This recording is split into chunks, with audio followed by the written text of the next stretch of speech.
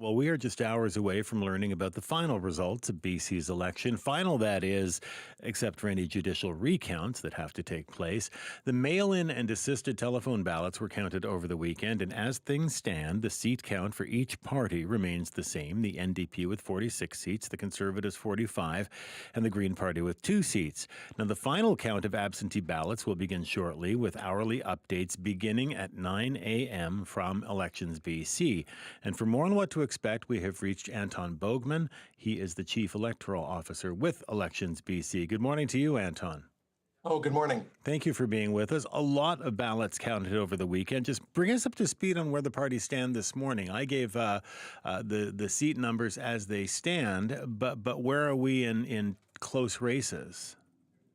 Some of the races widened through the final count that we conducted of the central vote by mail and the assisted telephone voting ballots over the weekend, and some narrowed.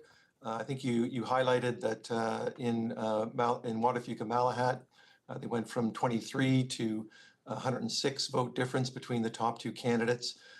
In Surrey City Centre, the margin widened from 93 to 178. But then it narrowed in some other districts. In Surrey Guildford, after the vote by mail ballots were tabulated and counted, it narrowed from 103 to 12.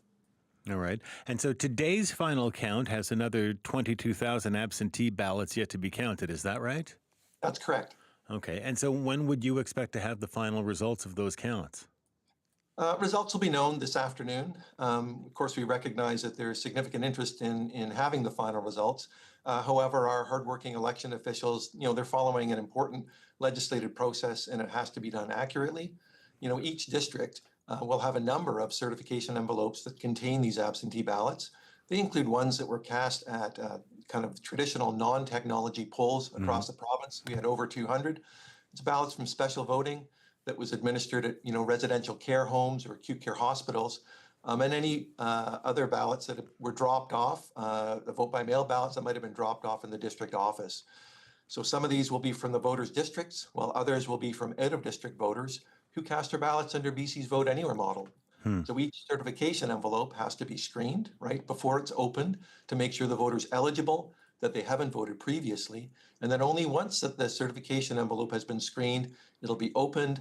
The ballot and its secrecy seal will be separated, maintaining the secrecy of the ballot, and then they'll be tabulated and the results reported. All right. And there are, as we mentioned already, a handful of races where the leading parties are neck and neck, Surrey Guildford and Kelowna Centre, and Waterfuka Malahat as well. How many votes still need to be counted in those three ridings? Do we know? I don't have that at the tip of my finger, but I think it's in the area of 200 to 400 ballots that are going to be counted in each of those districts. All right. And so when you've got a situation then in Surrey Guildford with the Conservatives leading by just 12 votes, we could end up with a different result there if we're talking about a couple of hundred ballots then. I mean, again, completely theoretical. That is correct, yes. Okay. And in those tight races, will automatic recounts need to take place if the difference in votes turns out to be less than 100 votes? No, so there's a different requirement for a judicial recount, which would be the next type of recount that could take place. A judicial recount is required if at the end of final count, the difference between the top two candidates in an election are within 1/500th of the total ballots considered. So just as an example, if an electoral district had 24,000 votes considered, that would mean the margin would have to be within 48 votes. Oh, okay. So anything beyond that does not warrant a judicial recount. That's correct. Okay. And if there is a judicial recount, how long can those take? So typically, after an application has been made, the courts will have 72 hours to determine the date, time, and location of that recount. And the judicial recount must be held between 7 and 15 days after the declaration of official results. So that gives the time window. Typically, when it's conducted, it will take between 1 and 2 days to complete. That was our experience in the last judicial recount, which was held in West Vancouver, Sea to Sky in 2020. Okay. And how unusual is this situation, Anton? I mean, have you experienced an election like this before?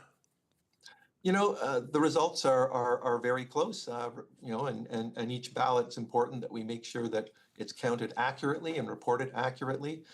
There was I guess, a similar situation in 2017 when the Hmm. results were also very, very close. And again, in that election, it came down to final count and the final results before we could determine who has been elected in each electoral district.